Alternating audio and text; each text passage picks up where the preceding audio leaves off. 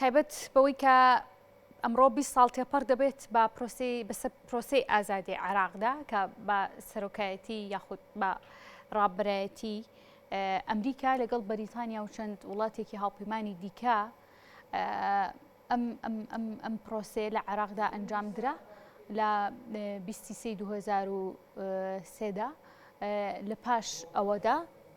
لە 19 سێدا لە پاش ئەوەدا عێراق بە کۆمەڵێک گۆڕانکاری سیاسی بە کۆمەڵێک گرژیدا تێپەڕی لە دوای ئەوەش هاتنی داعش هاتە ئاراوە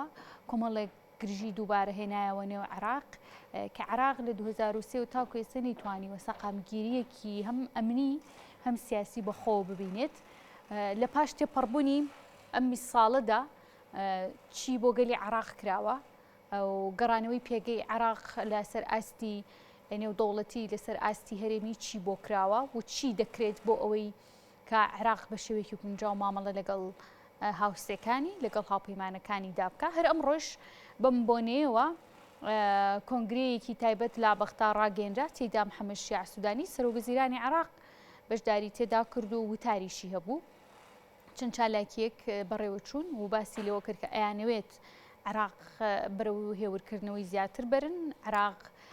ئێستا لە قۆناغەدایە کە ڕوبەڕۆی گەندڵی دەوەستێتەوە کە لە قۆناغەکانی پێشتردا تیرۆرمان هەبوو ڕاشیدیان ئێستا شەڕی گەورەیان برنگاربوونەوەی گەندڵیە ڕێگە بە هەدەردانی سامانی گشتی نادەن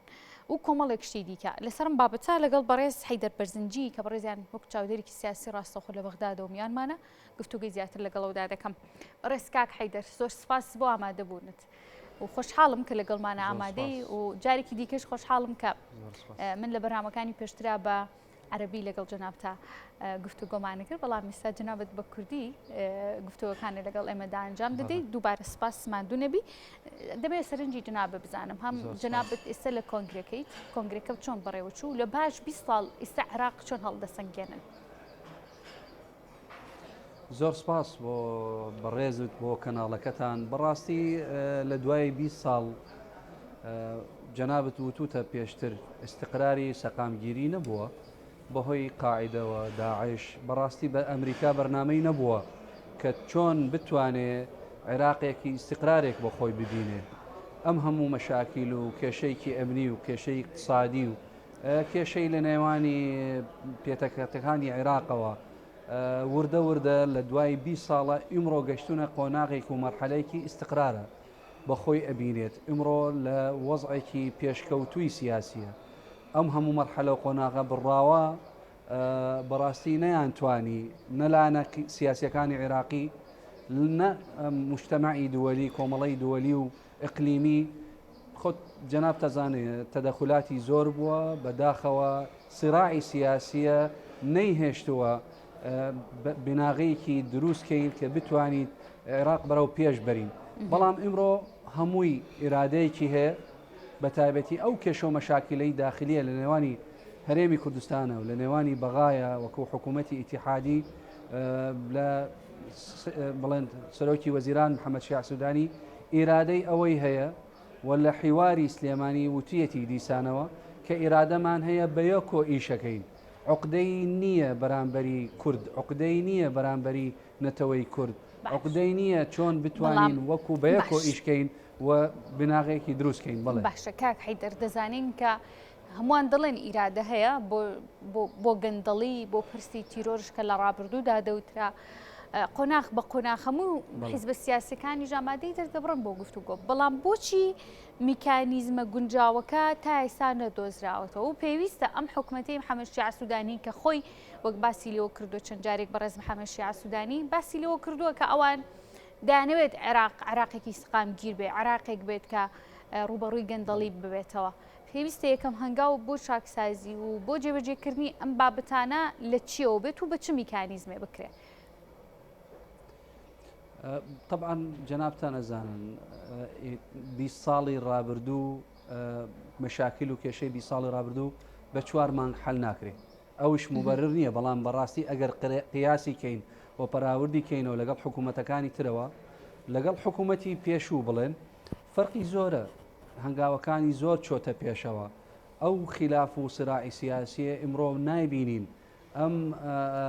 بلين هل روي اعلامه وهم روي واقع وحقيقته امرو ائتلافك هي بي او تري ائتلافي اداري دولته ام ائتلافي اداري دولته براستي همو حفتيه كو ابيتوا شيتين اجتماعي كردستان كاكبافل بشكلم ائتلافي اداري دولته هرشي كيشيك ومشاكل لم كوبنو حل اكري جاران او نبوه اما هنگاويكي باشا لروي مؤسسي تشريعي لروي مؤسسي قضائي لروي مؤسسي سياسي امسي مؤسسي بيكو كار اكن بو برو بردني عراق بو بيشوا ام اراده لم كوبنوي تحقيق بو لم گفتوگوی تحقیق ابيت جاران لدوروا جاران صراعك هبوا اما حقيقتك بلام اما اگر چوارمان حساب كين هم تعيينات باشا بو ماويك بتابتي او كسانه كالقرتي شهادي عليا لروي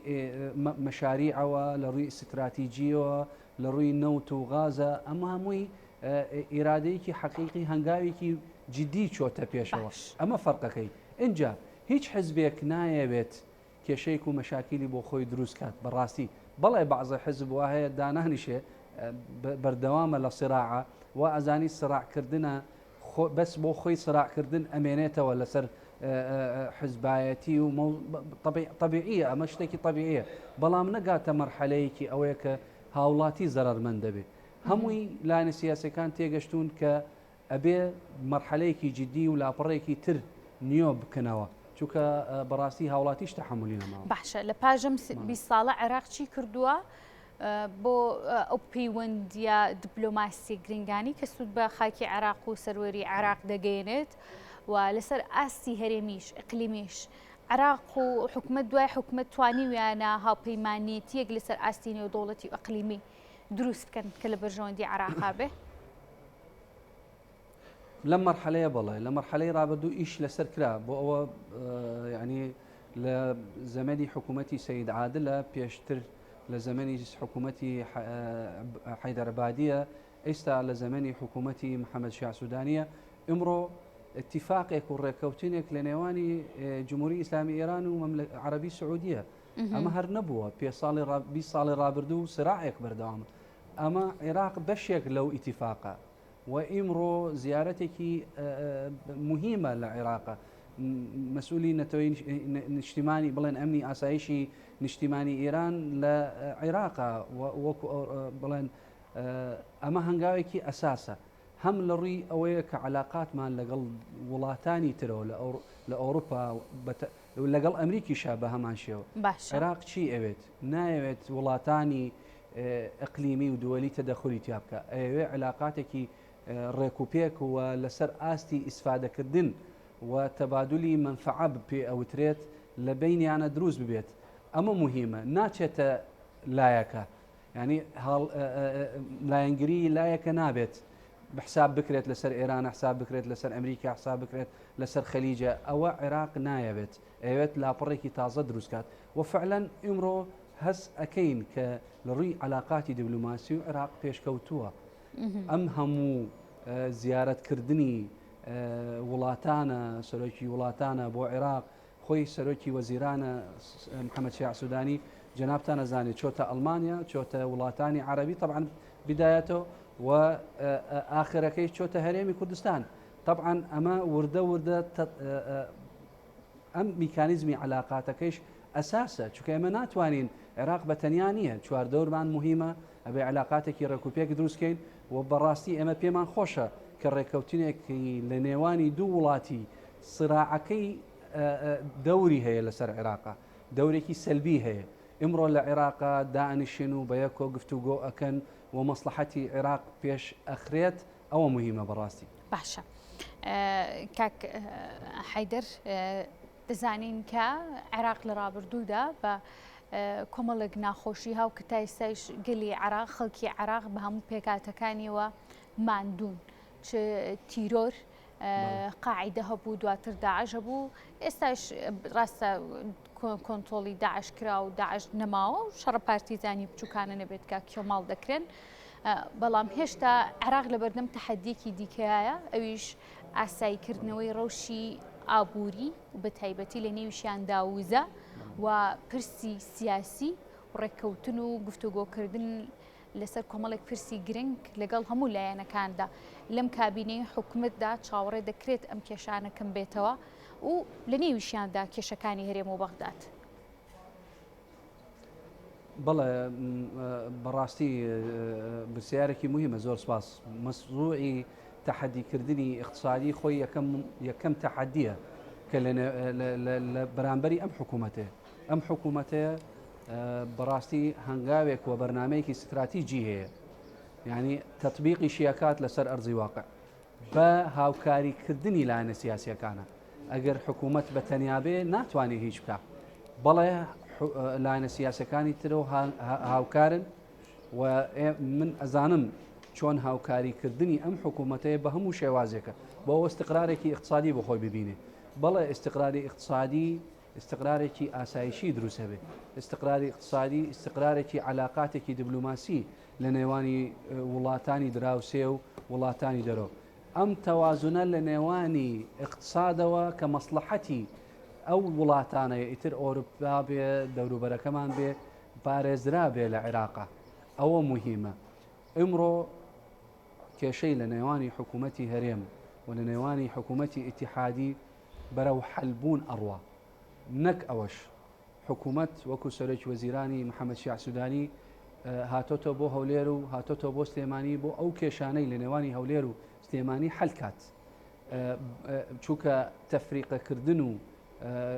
ئاژاوەکردن لە نێوانی ماڵە کوردیەکەیش زەرمەند دەبێت بەغا بە هەمان شێوە. کاریگەری لەسەر بەغداد چییە بێت؟ هەرێم مستەقر نابێت، دەورێکی زۆر باشی ئەبێت ئەم استقرارە بۆ خۆی ببینێت. طبعاً بەغاپەرە و پێش ئەڕوات، خۆ کەس حەز ناکە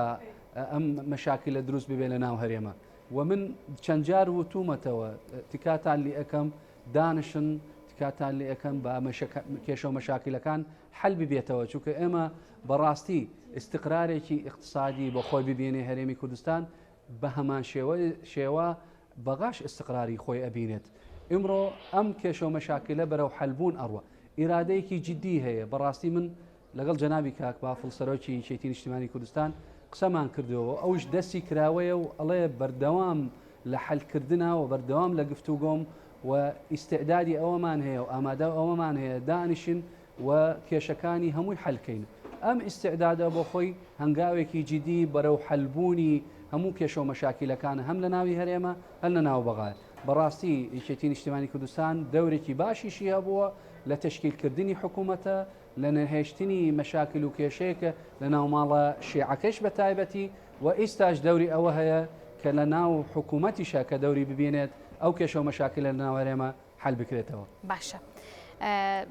کاک حەیدەر، لەسەر پرسی بەرهمهێنانی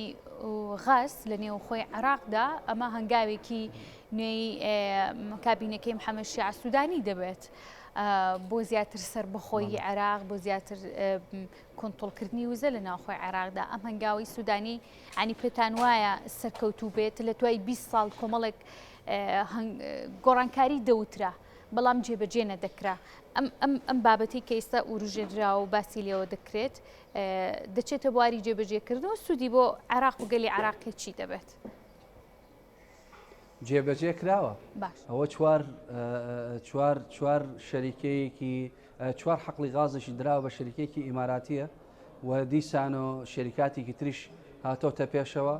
و حەقلە غازیەکانە ئەبێ بدرێت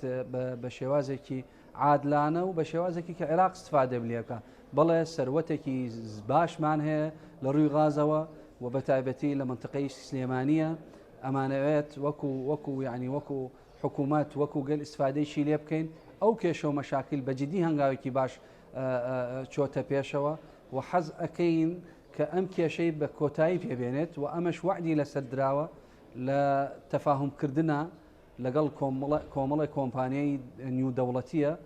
چۆن ئیستثماری ئەم غازە بکرێتەوە و چۆن ئیستفادەیەکی باشیشی هەبێت بۆ عێراق. و ئمڕۆ خۆتان جەنابتان ئەزانین لە ئەوروپا ئەزمەیەکی غازیان هەیە و عێراق غازیشی هەیە. لە ماوەی 5 ساڵی ئایندە عێراق هەم ئەتوانی تصديری کات و هەم ئەتوانێت استفادەشی لێ بکات لە مەرحلە و مەرحلە و قۆناغا. طبعا 20 ساڵی ڕابردوو جەنابتان نەزانانی استفادەشی لێ نەکردووە، بەڵام ئەم جارە لە حکوومەتی محەممەد شیع سوودانی بەڕاستی هەنگاوێکی جدیشیان بردۆتە پێشەوە و ئیشیشی لەسەر ئەکرێ و ینی عقد کراوە لەگەڵ کۆمەڵە کۆمپانیا. بەڕێز حەیدەر بەرزنجی چاودێری سیاسی لە بەغداد و میوانی مبی زۆر سپاس بامان دەبوونت کاک حەیدەر.